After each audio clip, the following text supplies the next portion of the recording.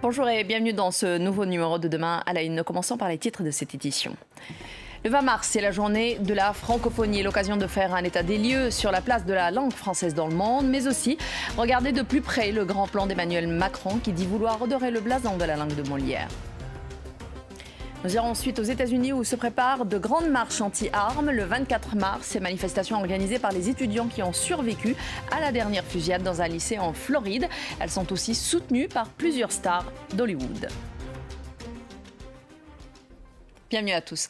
La journée de la francophonie sera donc fêtée comme chaque année le 20 mars, l'occasion de faire le point sur la place de la langue française dans le monde, mais surtout sur le grand plan que s'apprête à dévoiler le président Emmanuel Macron pour défendre la langue de Molière. Pour en parler, j'ai le plaisir d'avoir à mes côtés ici dans les studios Xavier Chemisseur, notre rédacteur en chef à France 24. Bonjour Xavier, merci d'être avec nous. Et en face de vous, Pascal Paradou qui est le responsable francophonie à RFI. Bonjour Pascal.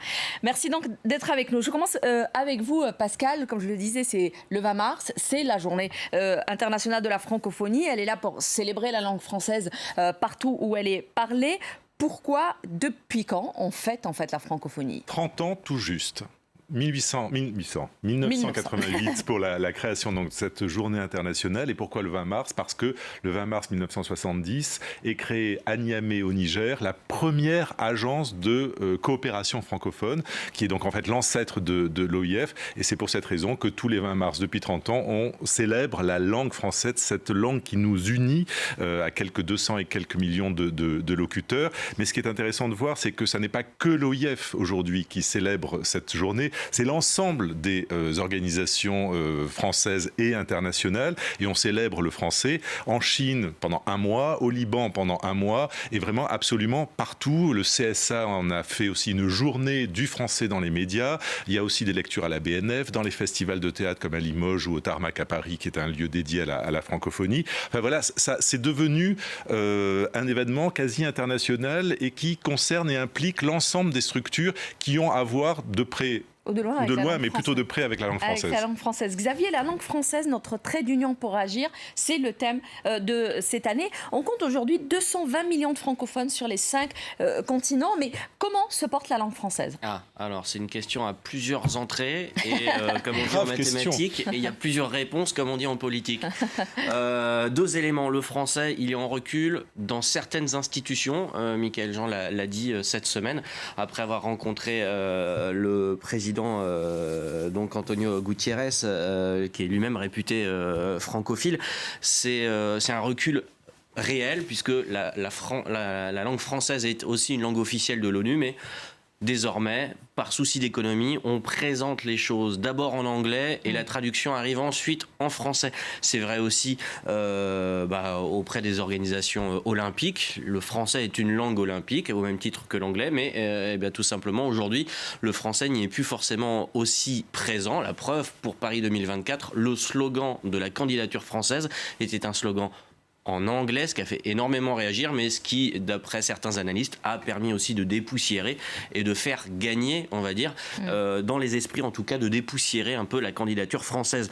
L'autre chose, là on parle vraiment de mathématiques, la langue française, elle se porte bien, elle se porte très bien. On ouvre des alliances désormais dans certains pays, on y reviendra, mais notamment en Tunisie, il y en a 4 ou 5 qui sont en préparation rien que pour cette année. Vous l'avez dit, il y a 220 millions de locuteurs français actuellement, on parle même quelquefois de 270 millions, 220 millions, mais c'est rien par rapport à ce qui nous attend. Et là, c'est de l'arithmétique et limite de la démographie, parce que tout simplement, l'Afrique est appelée via tout simplement à permettre le nombre de locuteurs français d'augmenter. On parle d'un triplement, c'est l'OIF qui en parlait, permettre d'atteindre en 2050 ou 2060, en fait, un chiffre très impressionnant, puisqu'on parle de 220 à 750 millions de locuteurs, c'est 3 fois plus. Mais si tout se passe bien, c'est-à-dire que si l'alphabétisation et l'éducation dans ces zones-là, en Afrique notamment, sont des priorités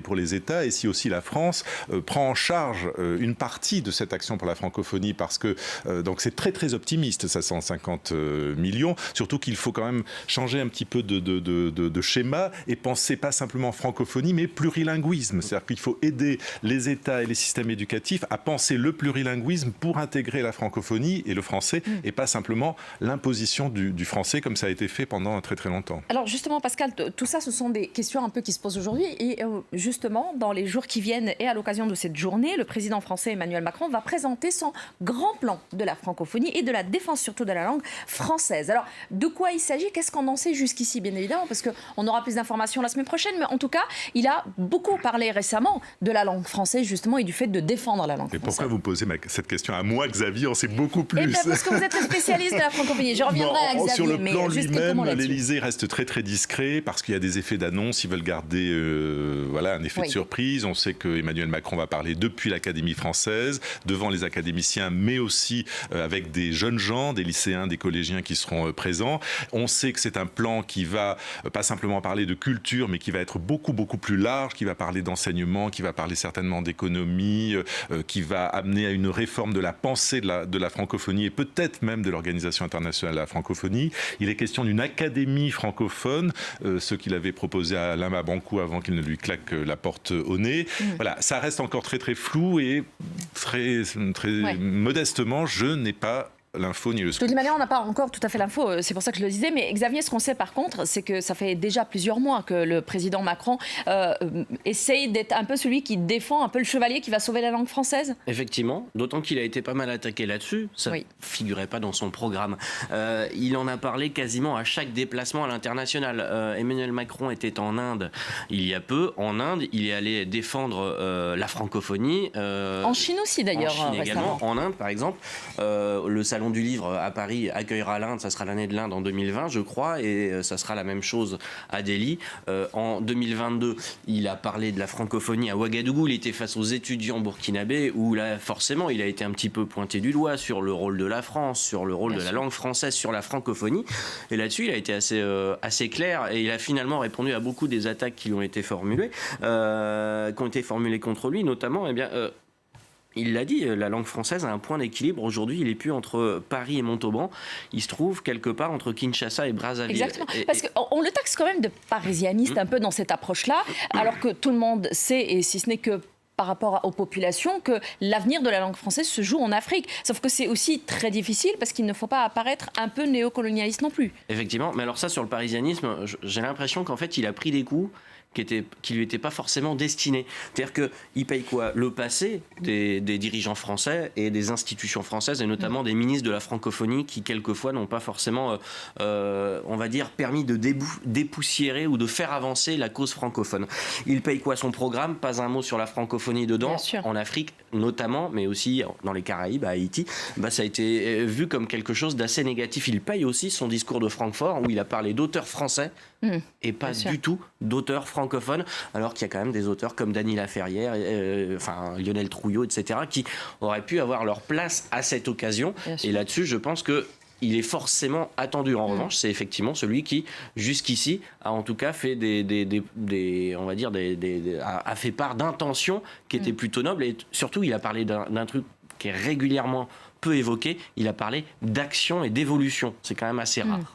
Mais il paye aussi, je crois, quelques maladresses de parler, par exemple, de la France et des pays francophones, comme si la France n'était pas un pays francophone. Et puis c'est un sujet terriblement sensible, encore aujourd'hui, pour chacun, et chacun joue un peu son rôle, et ceux qui le critiquent ont peur, lui reprochent ou lui font un procès d'intention en disant que s'il défend la francophonie, c'est pour installer la France dans une influence diplomatique et économique où le pays serait encore dominant, et de ne pas penser forcément la France dans un ensemble. Et ce qu'on lui reproche aussi peut-être, c'est pas forcément lui, c'est Paris. C'est-à-dire qu'en fait, la culture francophone a pour centre de gravité Paris, les maisons d'édition, tout se passe à Paris.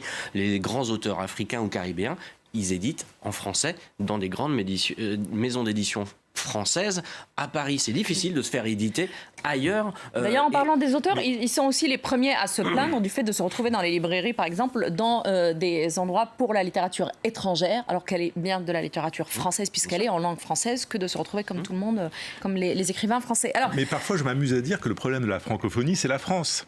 Parce qu'en fait, les Français ne parlent que français, ne sont pas plurilingues, alors que tous les autres francophones sont plurilingues.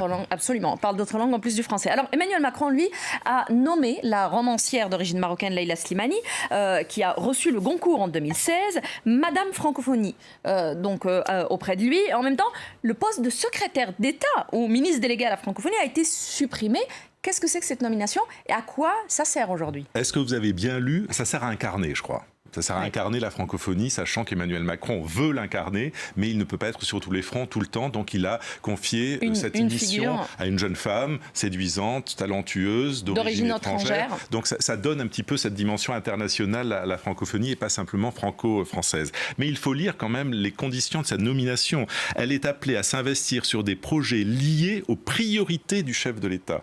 Donc il n'y a pas besoin de ministre ou de secrétaire d'État, puisque la francophonie, c'est Emmanuel Macron, il veut l'incarner par un effet de jupitérien, mais aussi parce qu'il veut s'imposer comme un homme de culture qui maîtrise parfaitement le français, qui fait du théâtre, qui a connu des philosophes, et qui dit sa culture à chacun de ses discours, là où d'autres, Chirac ou Hollande, avaient de la culture mais ne le disaient pas. Lui le dit, l'affirme, et veut défendre la langue française dans sa richesse certainement, mais aussi sa pureté, sa beauté et son influence.